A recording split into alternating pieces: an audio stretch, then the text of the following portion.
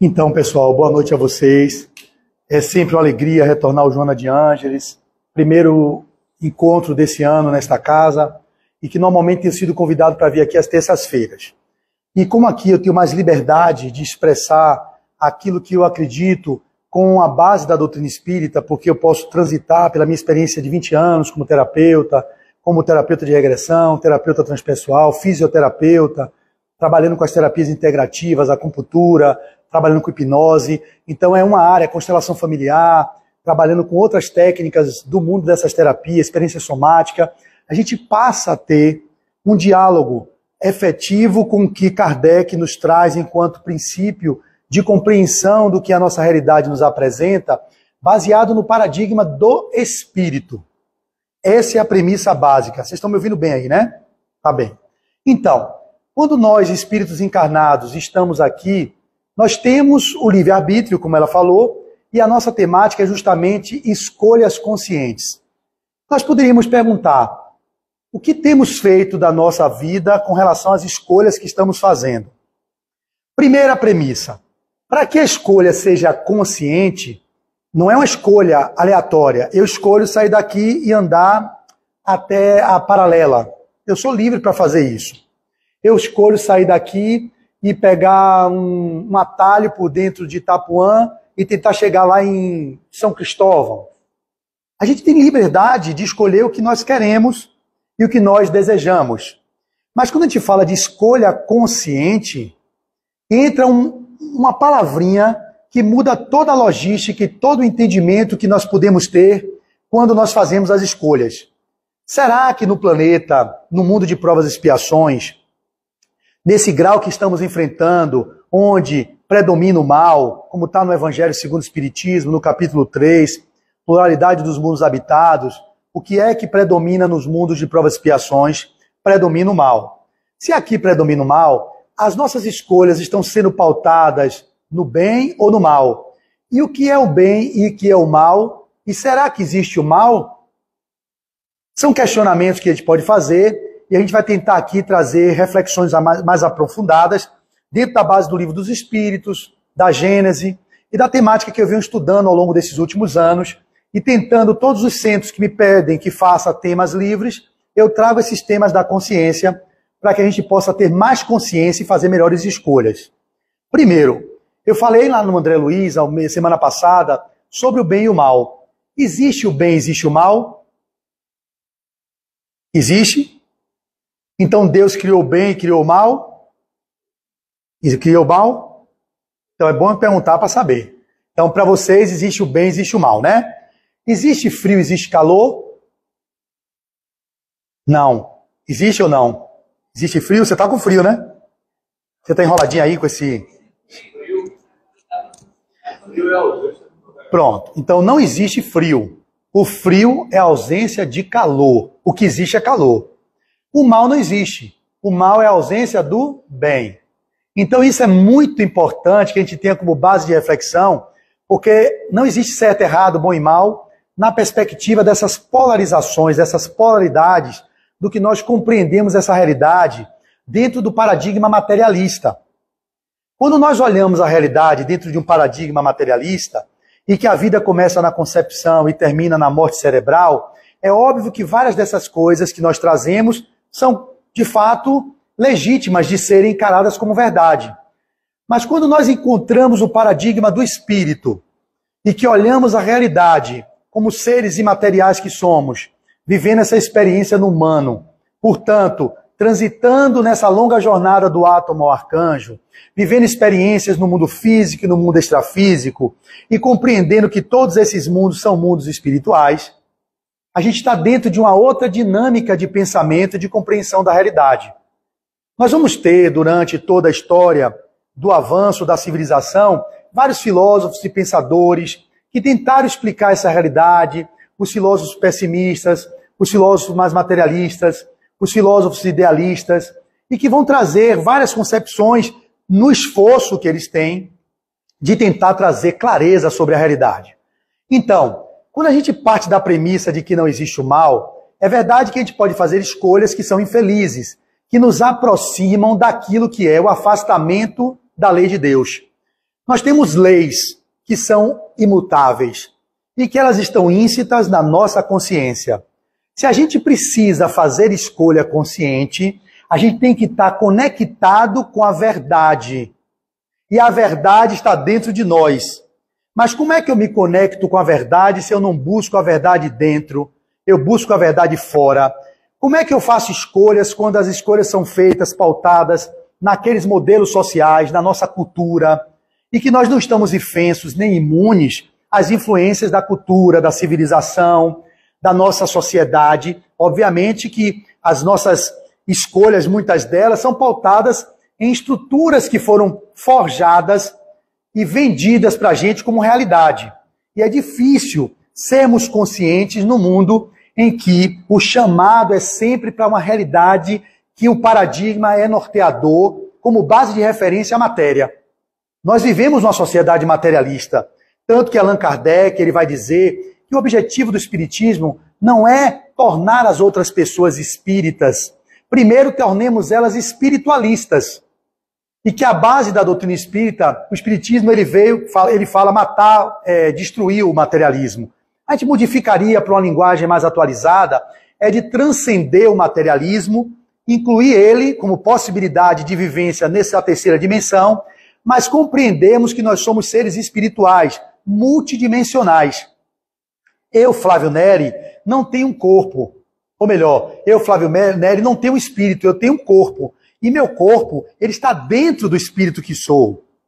Se vocês analisarem numa perspectiva das multidimensões que somos, eu estou muito maior do que esse corpo, mas a realidade que eu vivo, ela restringe a minha expressão dentro desse corpo, dessa argamassa de células, onde eu me expresso pela capacidade do cérebro criar sinapses, minha mente se expressa lá, para poder eu realizar o meu propósito no mundo. Eu vou fazer essa viagem por esse caminho para a gente começar a trazer a clareza de onde eu quero chegar. Então, o tema escolhas conscientes. Como é que podemos fazer escolhas conscientes se nós não estamos na consciência?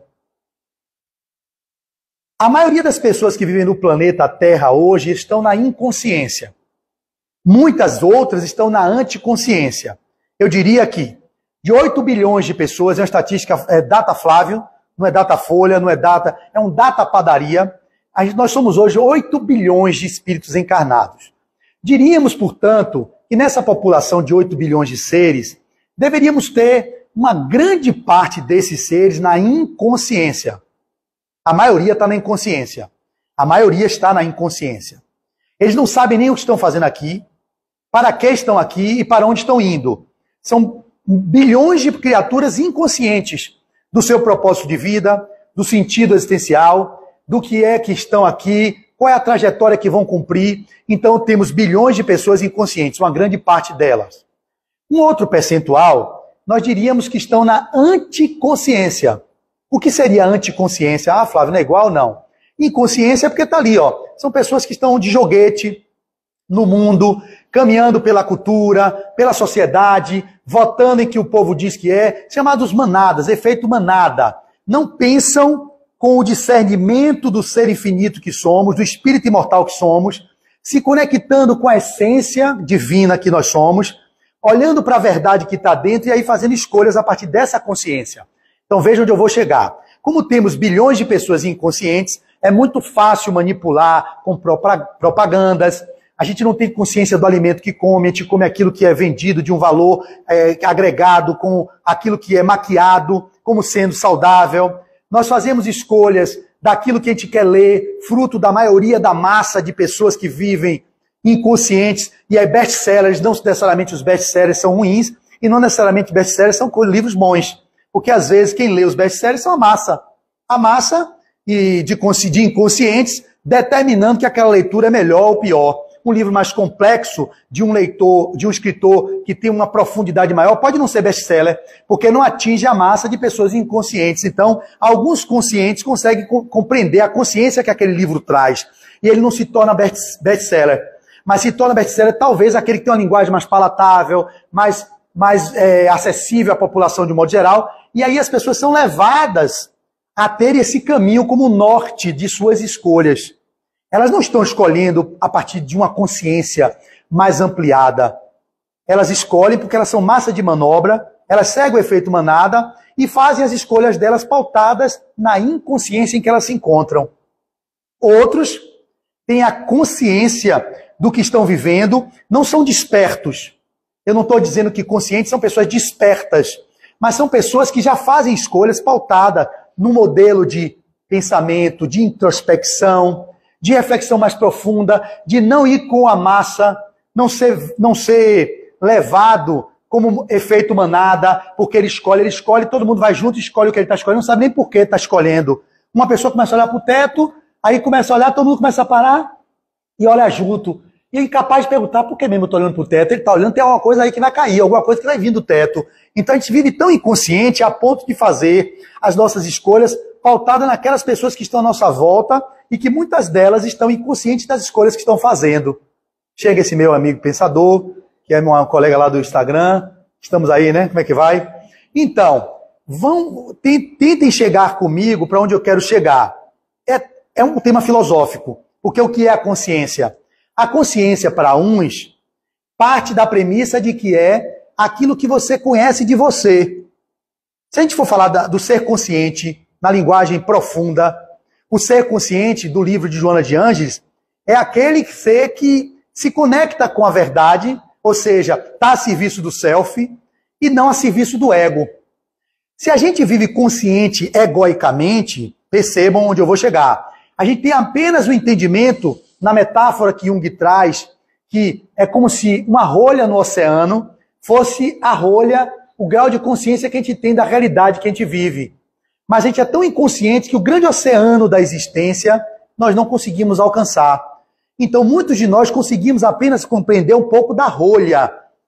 Tem gente que nem a rolha, que está boiando no oceano, tem clareza do que é. São pessoas que são completamente homos demens, hebetados, caminhando de joguete, não sabe para onde vai, o que veio fazer aqui e nem para onde está indo.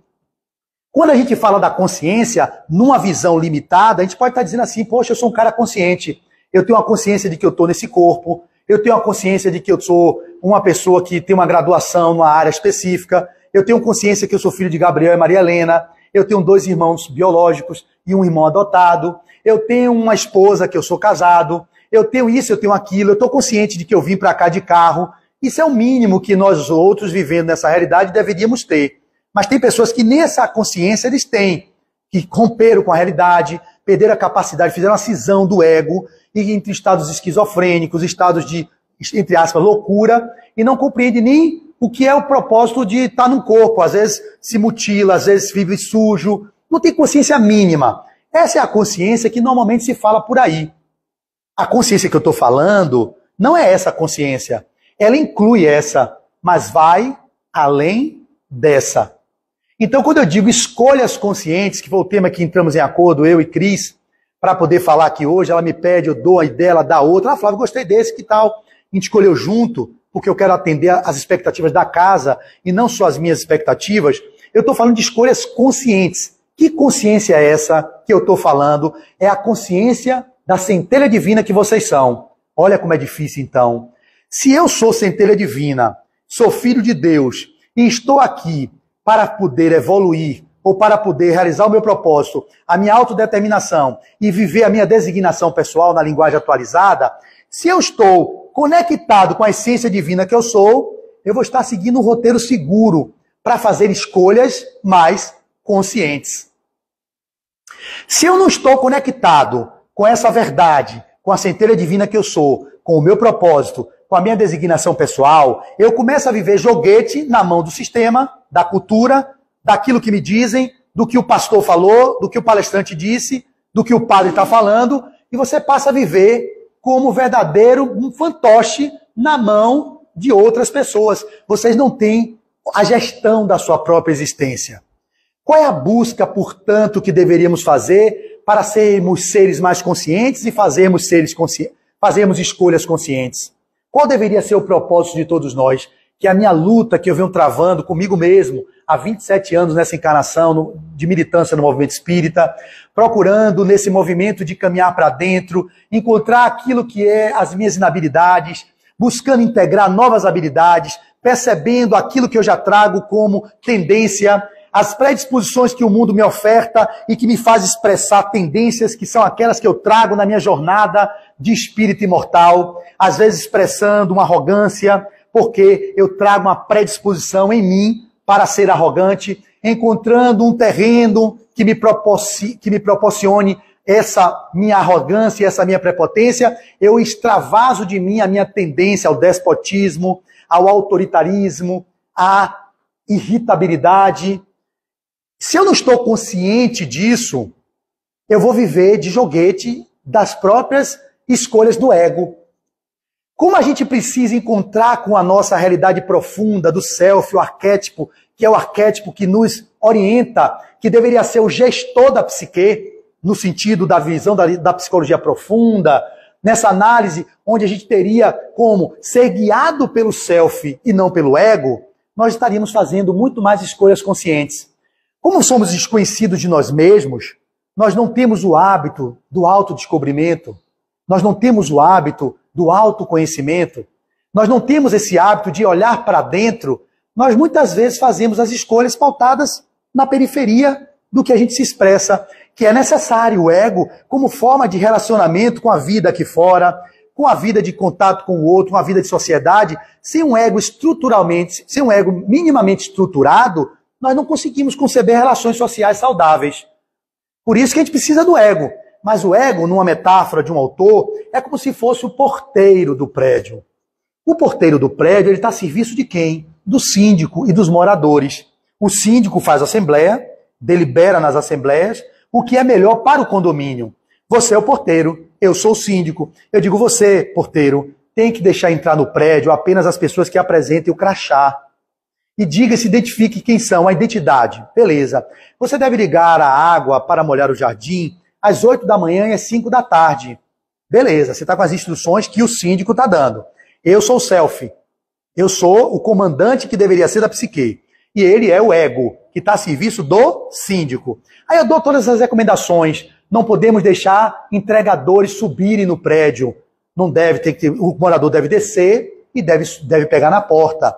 Aí o porteiro ouve tudo e diz assim, tá certo, tá tudo certo. E ele vai dizer assim, ó, eu vou fazer o que eu quero. Eu sigo o que eu acho, minha intuição que está dizendo. Chega um cara lá, não mostra a identidade, suba. Chega o cara para entregar pizza, é ladrão disfarçado, ele libera e deixa o cara entregar a pizza, o cara assalta todo mundo. A água é para abrir 8 da manhã, 18, ele disse que a planta está seca, ele achou que está feinha, está torradinha, vou abrir o dia inteiro. Abre 8 horas, abre 10 da manhã, molha meio-dia, molha 2 da tarde, secou o tanque, secou a água. Meu dia, aí vai o síndico, o que você fez? Não, eu estava vendo aqui que estava tudo sequinho, eu achei, mas rapaz, a gente fez uma assembleia, a gente deliberou, eu entrei em contato com os moradores, a gente entende o que é melhor, então você tem que seguir as ordens. Você pode até trazer suas ideias, traga suas ideias para mim, para a gente levar para a Assembleia, que você está na ponta, você está ali no embate diário, no cotidiano, deve ter coisas que podem contribuir para o nosso grau de compreensão, e não está vetada essa possibilidade do ego trazer as experiências de externo, do que vive, para que o self possa ir integrando. Mas ele não pode fazer o que ele quer. Essa é a melhor imagem para vocês entenderem quando eu falo do self e do ego. O ego, ele tem a sua função. Eu não posso viver num prédio harmonicamente tirando o porteiro. Não dá. Ele é necessário por enquanto. As pessoas que têm que matar o ego, têm que destruir o ego, está equivocado. Não existe destruição de ego. O ego está uma instância psíquica que deve estar a serviço do self. A mudança que deve ser só é essa. Ele não pode estar a serviço dele mesmo. E o que é que a gente faz? Como somos inconscientes, ele fica a serviço dele mesmo. Ele faz o que ele quer. Aí eu digo, rapaz, você não fez nada. Você não está seguindo as recomendações do síndico? Eu resolvi fazer o que eu queria. E aí começa a fazer as escolhas a partir do que ele acha que é certo, não tendo um prévio aprofundamento nas questões do condomínio, não sabendo que tem pessoas pensando como melhorar e otimizar as funções do condomínio, e ele resolve fazer o que ele quer. Isso é escolha consciente? Não. Isso é uma escolha inconsciente. E o que é que nós vemos hoje? Uma grande massa de pessoas fazendo escolhas a partir dessa inconsciência. E tem outras pessoas que são anticonsciência. É que como se estivesse no planeta a serviço de impedir o progresso civilizatório. Esse é um percentual menor, não é um percentual grande. Muitos de vocês podem achar. Existem várias pessoas hoje que estão na anticonsciência planetária. Eu vou citar alguns, mas não quero gerar polêmica, em nome de Jesus. Não vou citar ninguém do Brasil. Vou citar de acordo com aquilo que a gente já viu passar. Anticonsciência, Hitler estava na anticonsciência. Putin, anticonsciência. O presidente atual hoje, o da Argentina, anticonsciência. São pessoas que estão a serviço de uma bagunça, gerar terror e pânico na civilização. E aí vocês vão, como tem muita gente inconsciente no planeta, esses que estão na anticonsciência, o que é anticonsciência, ele tem um lugar de perversidade, um lugar de maldade, por mais que tenha dentro dele problemas de complexos não resolvidos, vivências equivocadas na infância, abusos que sofreram, isso a gente não está entrando no mérito. Mas é como se tivesse um material psíquico propício a desenvolver maldade no planeta. E essa maldade que você falou, mas não existe mal e o bem, não existe. A maldade deles é a ausência do bem. Eles também são bons em potencial. Só que estão perdidos de si mesmos e estão escolhendo a anticonsciência planetária. Porque se não existe frio, sim calor, e o frio é a ausência de calor, como o bem, o mal é a ausência do bem, esses seres, nossos irmãos, eles também têm o bem, eles têm a centelha divina nele. É difícil a gente aceitar e orar por eles. Eu tento, eu não vou mentir, mas nem sempre eu consigo. Vem muito mais raiva, vem muito mais o meu primarismo na relação quando eu vejo essas coisas acontecendo, do que a compaixão, o afeto, a vontade de dizer, ô irmão, continua vivendo, você é meu irmão, a vontade que tem é que ele morra. Vem o primitivismo que está em mim. Essa miséria está vivendo para quê? Para destruir o planeta? Como é que pode um negócio desse? Um Trump nos Estados Unidos, aqui não Satanás, e está arriscado a voltar de novo para os Estados Unidos. Aqui não tem falo de esquerda, de direita, extrema esquerda, tem um cara da Coreia, tem o da China, vai ter pessoas da esquerda e da direita. Não é sobre partido político, não é sobre ser de direita ou de esquerda, é sobre fanáticos fundamentalistas que existem na esquerda, na direita, na extrema-direita, no centro, são pessoas. E essas pessoas chegam nesses lugares e ocupam um grande peso de liderança porque tem meio mundo de gente inconsciente. Não é que aquela pessoa que está votando ou que está aderindo a um protocolo alimentar ou que está fazendo determinadas... Vem vídeo na televisão, como eu vi outro dia aí, e vê o videogame e quer fazer na realidade, sai quebrando todo mundo na porrada. Eu vi um negócio desse e fiquei assustado. Meu Deus, que barbárie é essa? São ditos torcedores que tem um videogame aí. Eu vi bem passando, digo, não quero sintonizar com você não, Daisy. Tira. Foi tão primitivo que eu acessei o meu primitivismo, que eu também venho de um passado primitivo, um passado de violência, um passado de assassinatos. Quem aqui não fez entre vós, atire a primeira pedra. Quando eu acesso aquelas imagens que eu vi aqui, meu Deus, que barbárie. Mas eu também posso ter sido um godo, um visigodo, um astrogodo, uma pessoa que vivia na anticonsciência, começou a entrar na inconsciência e agora estou despertando um pouco a minha consciência. Olha que legal. Então, a melhor coisa que vocês podem fazer é não julgar ninguém. Porque a gente também viveu, ou pode viver aquilo que a gente está julgando e condenando no outro. Porque se não tivemos inconsciência um dia, fomos anticonsciências outro momento, e hoje estamos esboçando um princípio de consciência. É uma centelha que começa a vingar daquilo que é a nossa essência de amar. O nosso propósito é o amor. Ele deveria ser a tônica das nossas escolhas, sempre o amor. Mas a gente não conecta com isso. Porque nós somos tão ainda vinculados às paixões primitivas, ao passado, que está muito mais recente do que o vir a ser, a minha autodeterminação, ela está muito mais longe, porque as minhas escolhas atuais são muito pautadas no ego, no porteiro. As minhas escolhas atuais são muito pautadas nos instintos de sobrevivência, naquilo que a gente diz o cérebro reptiliano, muito mais conectadas com o primarismo da nossa construção antropossócio-psicológica, desde que quando criados simples e ignorantes, como está na codificação, até chegarmos aos estados de arcanjos, espíritos bem-aventurados, espíritos autodeterminados, espíritos puros, qualquer denominação que vocês queiram.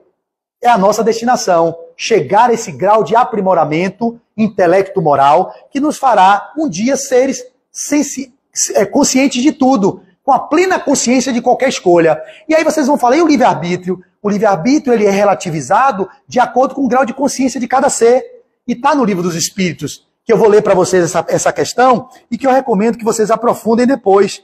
Na questão 122, Kardec vai perguntar, como podem os espíritos, em sua origem, quando ainda não têm consciência de si mesmos, gozar de liberdade de escolha entre o bem e o mal? Olha quanta coisa nessa pergunta.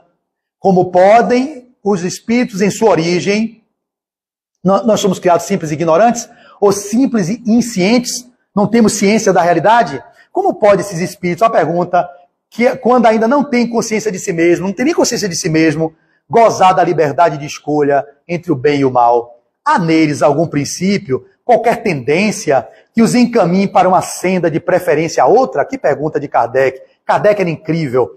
Aí ele responde: o livre-arbítrio se desenvolve à medida que o espírito adquire consciência de si mesmo. Oh, meu Deus! Eu resumiria toda a minha palestra nessa questão 122. E eu recomendo que vocês estudem ela hoje à noite. Meditem sobre ela. E Kardec, os espíritos continuam: já não haveria liberdade desde que a escolha fosse determinada por uma causa independente da vontade do espírito.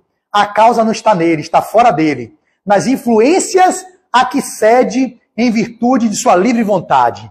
Aqui, trazendo para a atualidade, as nossas escolhas, às vezes, estão sendo fruto daquelas influências externas que fazem com que a nossa vontade siga caminhos que, às vezes, não são exitosos. São da anticonsciência. São escolhas que levam a gente para o menos, ao invés de nos levar e nos impulsionar para o mais. Olha que coisa incrível. E a gente vive isso hoje. E ele estava perguntando os espíritos lá na sua origem. E ele continua: a causa não está nele, está fora dele, nas influências a que cede em virtude da sua livre vontade. Muitos de nós não fazemos transformações maiores porque a nossa vontade não é firme, não é segura.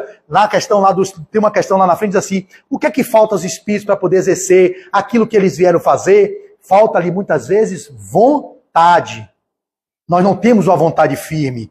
E ele termina: é o que se contém na grande figura emblemática da queda do homem e do pecado original. Uns cederam à tentação, outros resistiram. Aí ele fala: de onde vêm as influências que sobre eles se exercem? Aí vem aqui: dos espíritos imperfeitos, que procuram apoderar-se dele, dominá-lo e que rejubilam com fazê-lo sucumbir. Foi isso que se tentou simbolizar na figura de Satanás. Então não existe Satanás. Existe uma figura demoníaca que te descreve como espíritos empedernidos, termo bem antigo, mas que se cabe aqui, empedernidos no mal, vou mudar o termo, na anticonsciência. Tem seres aí que estão empedernidos e fixados na anticonsciência, mas que neles também, que assistiu nosso Los Mensageiros, eu achei lindo assistir ontem de noite, tem algumas controvérsias, porque tem a licença poética do filme, tem algumas coisas muito assim, pautadas no inferno, no purgatório com lama, que a gente sabe que está nas obras de André Luiz. A gente pode tentar diminuir a intensidade daquilo, porque tem no imaginário de todos nós a figura de um céu e do inferno, o espiritismo não está trazendo de volta um purgatório, que é mais ou menos um umbral que a gente determina. Mas se você pegar o contexto maior do filme, é uma lição de amor, do que a gente nunca está desamparado, como temos pessoas que estão à nossa volta, nos emulando, nos impulsionando para o bem, mas as nossas escolhas, que são inconscientes, ou são baseadas na inconsciência em que nós estamos, terminam nos levando àquilo que está na codificação, a viver o mal. Mas não porque o mal exista. Se vocês querem saber mais sobre isso, está na questão 629 do Livro dos Espíritos, que é uma questão que eu tenho estudado bastante, porque fala sobre a questão da moral. E aí a gente vai perguntar assim: o bem e o mal, está aqui, ó, questão 629, que definição pode se dar da moral? Ele vai dizer, os espíritos: a moral é a regra do bem proceder, isto é, de distinguir o bem do mal, funda-se na observância da lei de Deus. Então, quando a gente não observa a lei de Deus, que está onde? Está onde? Índice está na consciência, nós construímos ações que nos levam a nos afastar da verdade, do que é belo, do que é bom. Mas não é o mal. É apenas um desvio do que deveria ser o caminho melhor, mais fácil, mais abundante, mais próspero, mais edificante, que nos leva sempre a viver uma sensação de bem-estar, de uma paz interior. Nós não escolhemos, porque as nossas vontades não são firmes o suficiente, e nós vivemos como se fosse joguete daquelas coisas que nos governam, a sociedade, a cultura, às vezes as lideranças, que às vezes não nos trazem muitas escolhas que nos levam para o mais. Para finalizar, porque tem que abrir um espaço para vocês perguntarem, eu quero que vocês interajam, não é isso? É preciso ouvir vocês. É importante que vocês fiquem com essa ideia. Na nossa vivência como terapeutas, a gente percebe várias pessoas que fazem escolhas equivocadas. Está no Evangelho. Às vezes escolhe um casamento pautado na beleza estética, no conforto que aquela pessoa pode proporcionar. faz a escolha pautada na ancestralidade daquela família que tem um nome melhor ou pior do que o outro. Eu estava falando com uma paciente nesse instante, eu já atendi algumas, e eu falei assim, o que é que você está escolhendo para você? As escolhas criam a sua realidade.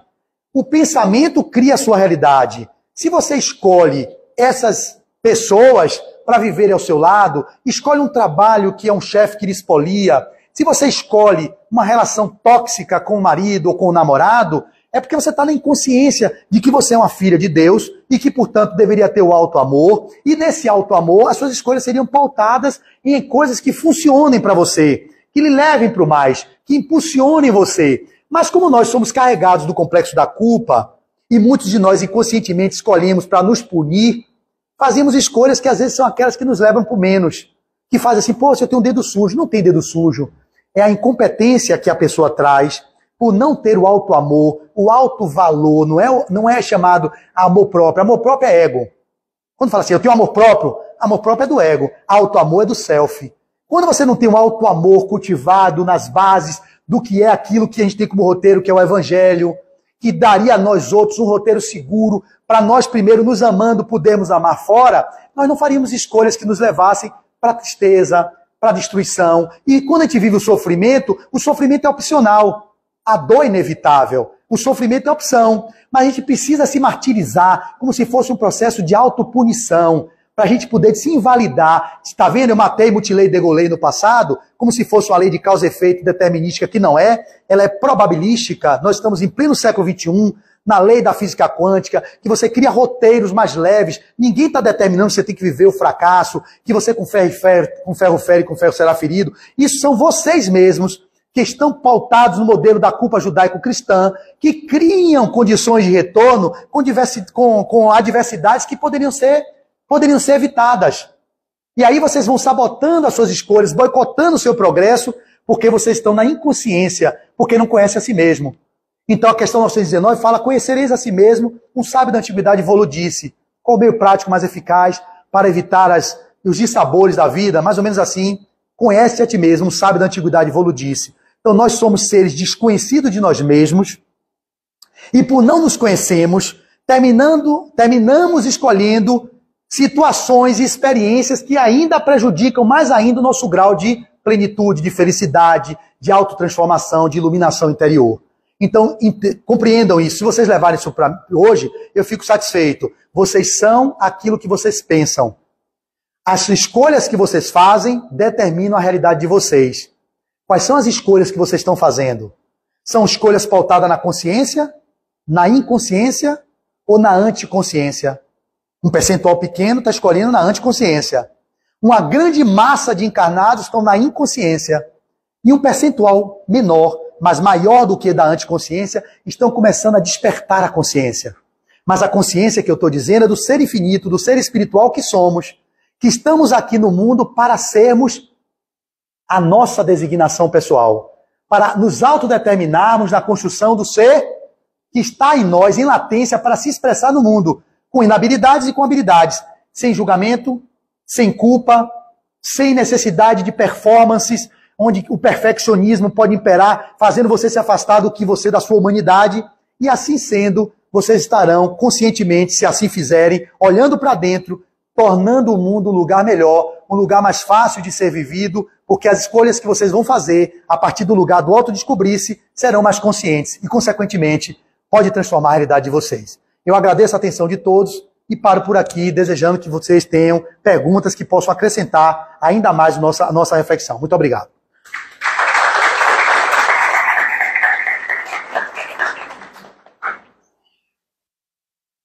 Perguntas, reflexões. Temos 10 minutos para isso, né? Alguém quer compartilhar com a gente? Aí a Flávio, né? Tanta riqueza, tanta informação para somar com a gente. Tenha perguntas. Se não fizer, eu vou provocar vocês. Venha, minha amiga. Quando você falar, eu vou repetir para sair aqui, tá bom?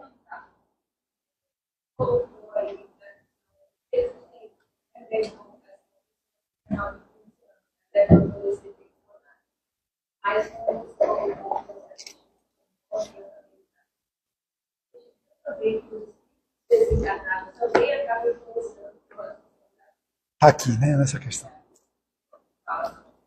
Isso. E o que ela pergunta, pessoal que está me ouvindo aqui, vai ouvir depois, é que as influências de mídia, elas determinam, às vezes, as escolhas das pessoas, que fazem até, às vezes, escolhas do chamado efeito manada. Mas no filme Nosso Lar 2, Os Mensageiros, que é um livro de André Luiz, que eu recomendo que leia, porque ali tem licença poética, foge um pouco ao que está no livro, mas traz o que precisa, está na questão 122. Como os espíritos podem, na verdade, que não têm consciência de si mesmos, fazer as escolhas. Ele diz aqui num trecho, e de onde vêm as influências que sobre eles exercem? É a letra A da questão 122.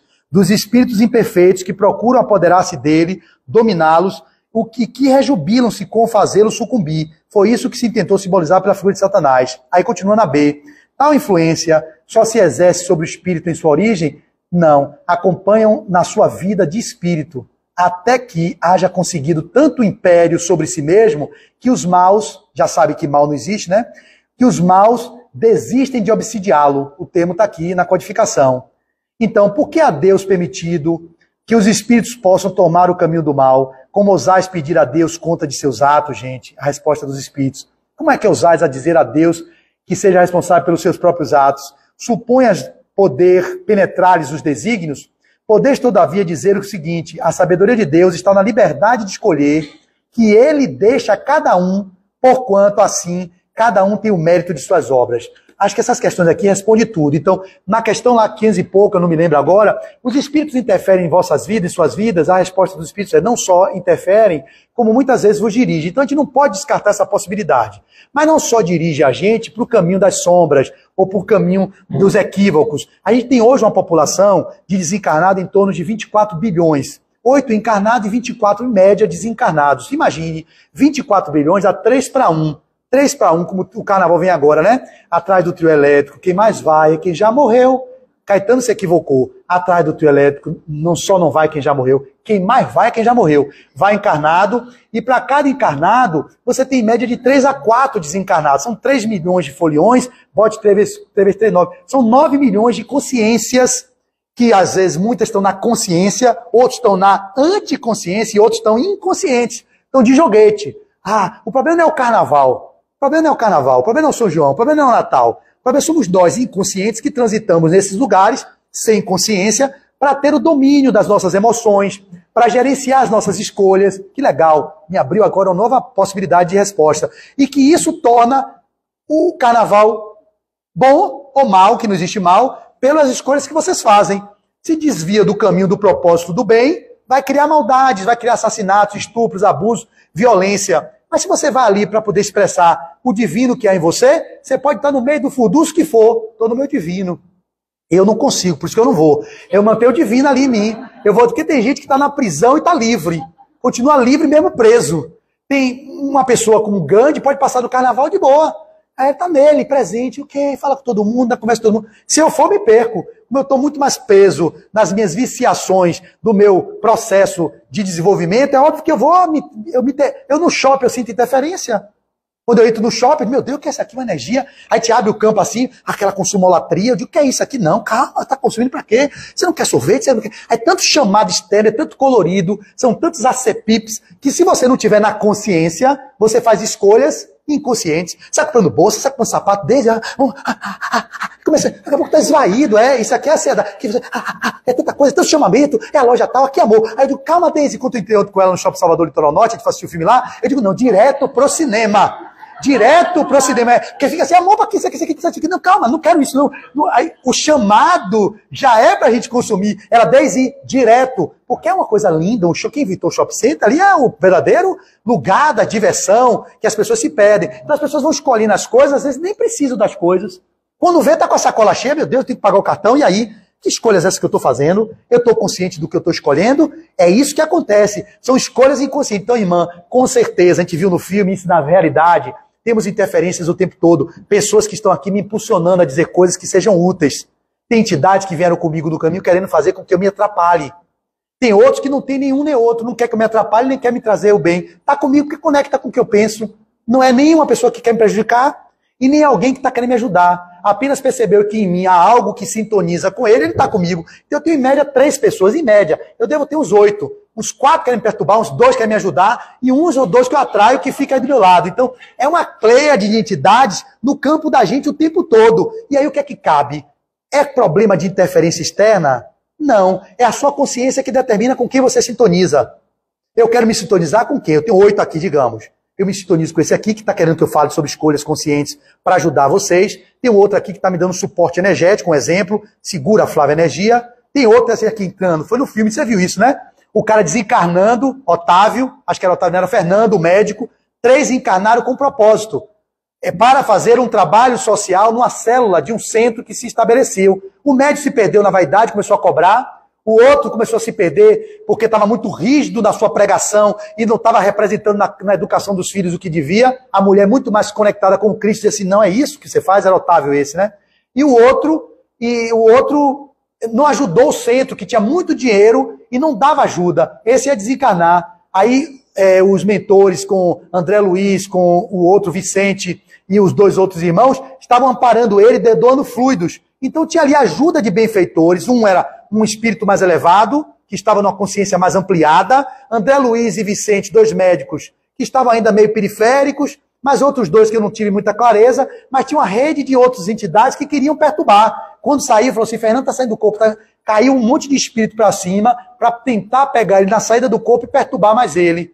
Só que ali teve uma mudança de consciência naquele que viveu a experiência da raiva, da mediunidade, e ele se transforma e se recebe, se permite ser recepcionado para o nível do que ele estava se propondo, que ele reencarnou para levar amor, para levar a mediunidade a serviço da vida, de empoderamento, de cartas consoladoras, e começou a se perder. Então, gente, temos que estar atentos a gente, a nós outros. Não importa os outros de fora, não importa a mídia, não importa a propaganda, não importa o shopping center que tem um chamamento para você se perder do seu propósito. É linda aquelas lojas, tudo fácil. Você tem loja de vídeo, tem loja de disco, tem loja de não sei o quê, e celular. Se você se deixar levar, você vai levando tudo. Se está na inconsciência. Se está na consciência, você vai pegar o que importa. Aqui, olha, me ajuda isso aqui, esse celular está precisando. A capa do meu óculos, legal. Eu estava precisando ir no shopping. Pronto, eu preciso de uma chave, um chaveiro, pô. Aquilo que é necessário, que vai depender também do grau do que você acha que é necessário para vocês, né? É até 9, não é isso? Mais perguntas?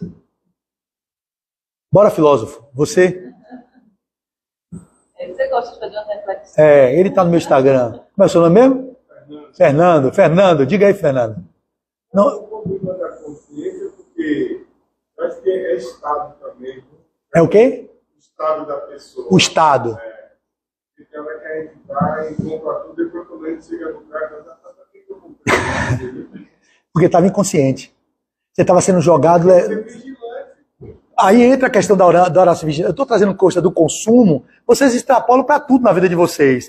Nas escolhas que vocês fazem de um casamento, de um relacionamento, da compra de um automóvel, da compra de coisas que não são necessárias, da escolha dos programas que vocês assistem na televisão para contaminar o seu psiquismo, com ondas de vibração que lhe levam para o menos e outras ondas que lhe levam para o mais. Não é o programa em si, não é a propaganda em si, é você, enquanto consciente do que está consumindo. Vocês podem transitar em tudo. Como tem assim, Paulo de Tarso diz, tudo me é lícito, mas nem tudo me convém. Tudo me é lícito. Eu posso ficar nu aqui? Posso. Não seria uma figura boa de se ver. Eu não sou Posso ficar nu, mas eu não devo ficar nu aqui. Claro que aqui a convivência social tem algumas restrições que impedem de eu usar, por exemplo, palavrões. Tem uma criança lá no fundo, qual é o nome dele? Arthurzinho. Quantos anos tem você, meu tio? Sim, você já veio aqui outras vezes, não veio? Que você sentou aqui na frente, que eu doutrinei ele? Eu lembro dele, tá um anjo de candura. Tem quanto tempo isso?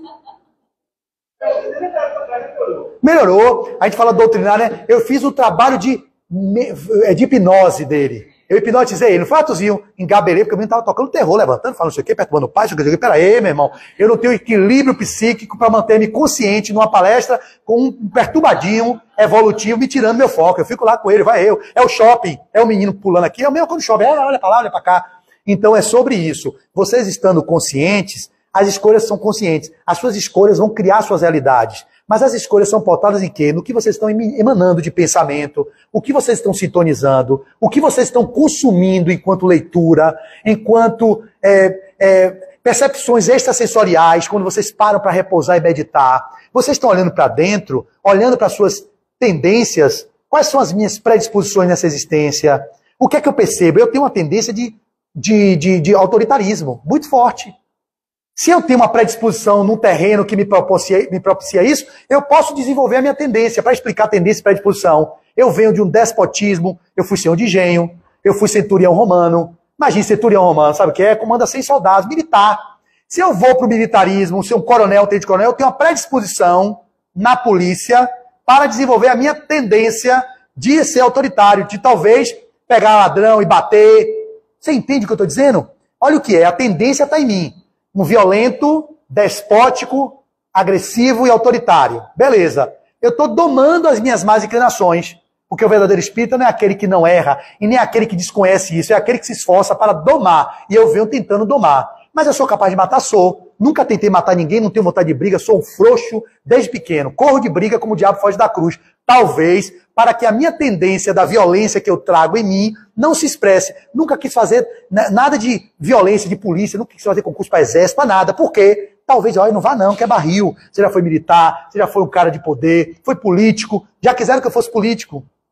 Na época do meu movimento estudantil, queriam que eu fosse vereador. Eu digo, não, eu tenho uma predisposição para ser. Eu tenho uma tendência para ser político. Porque eu fui político, participei da Revolução Francesa, na liderança dos Girondins e Jacobinos. Está em mim o viés político. Tanto que Bassuma uma vez me viu falando, falou assim, me chamou para conversar, que era o deputado há muito tempo. E eu via que eu tinha isso na escola, no DCE, no diretório. Digo, oi, estão me chamando para ser liderança. Digo, oi. E eu corria assim, me escapulia. Porque eu sei a minha tendência que eu trago. Se eu tiver um cargo de poder, eu posso cometer equívocos como esse que eu julgo. Então não julgue ninguém. Porque basta dar poder ao homem para você ver quem ele é, não é isso? Mas não é o poder que corrompe o homem. É o homem que tem tendências a se perder no poder, que quando o poder chega, ele se perde. Olha que linda essa reflexão. Que oportunidade de falar sobre esse tema, gente. Porque eu não falo para vocês não, viu? Eu falo para mim. Que eu estou falando aqui para que eu possa vivenciar o que eu estou dizendo. Porque nem tudo que eu digo aqui eu vivo. Mas eu estou procurando me conectar com essa verdade. Para ser coerente, congruente com o que eu penso, com o que eu falo e com o que eu faço. Eu ainda não sou. Eu vou caminhar para isso. Mas eu estou consciente de coisas que eu trago em mim que eu não me é confortável. Mas eu não posso negar minha humanidade. É o meu caminho de humano comum e perfeito que eu estou nessa busca de me autodeterminar. Em breve, através das escolhas que eu faça, não durma não, das escolhas que eu faça, que sejam mais conscientes possíveis, vai me levar para esse lugar, a minha designação pessoal, a minha autodeterminação, aquilo que eu tenho como propósito de vida, o que é o meu fanal, qual é o meu objetivo final, exercer a minha designação pessoal. Qual é a minha designação pessoal? É missionário? É curar pessoas? Não. É estar conectado com aquilo que funciona para mim, com a minha verdade, que não é a minha verdade tem que ser maior do que a dele ou da outra. A verdade única de Deus é Deus, a absoluta é Deus. Eu tenho uma verdade relativa, tentando me aproximar da verdade absoluta que é a consciência suprema, que é Deus, a causa incausada, o Criador de tudo que é. Enfim, a denominação que vocês quiserem dar. Eu me sinto satisfeito, agradecido, o tempo já se esvai, pela oportunidade que vocês me deram. Essa senhora, ela é conhecida, você é de onde? Você que está do lado desse rapaz aí, vocês dois? Sim, de onde é que eu lhe conheço? Eu conheço você. É, mas eu acho que ele viu, você não é do beach tennis não, né?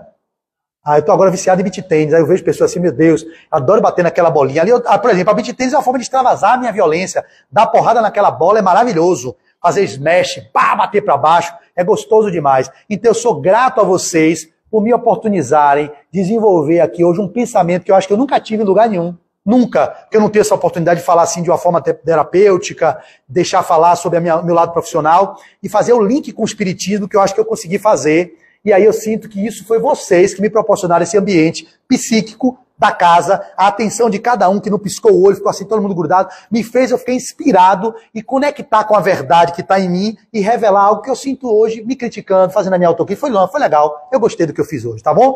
Muito obrigado mais uma vez.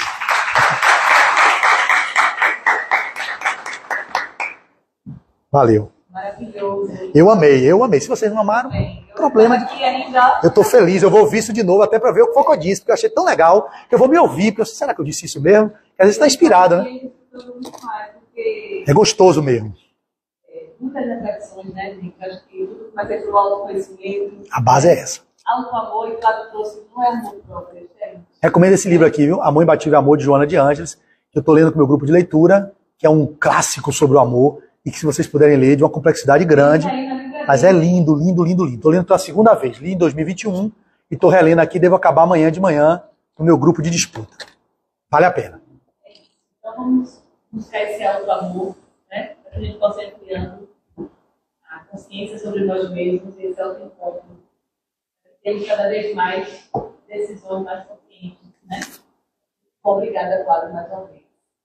O pessoal está perguntando aqui qual livro. Aqui, ó. Amor Imbatível Amor. Joana de Anjos e Valdo Franco. Excelente. Um dos livros mais profundos que eu já li sobre o amor. É um livro maravilhoso. A gente estudou muito tempo a Evangelho aqui no Espiritismo e a gente trata esse livro forte na reflexão do Evangelho. Maravilha. Vamos lá, então, para a nossa próxima etapa. A gente faz os avisos aqui hoje e o convite é para os estudos. Tchau, gente. Estudar, né? Fábio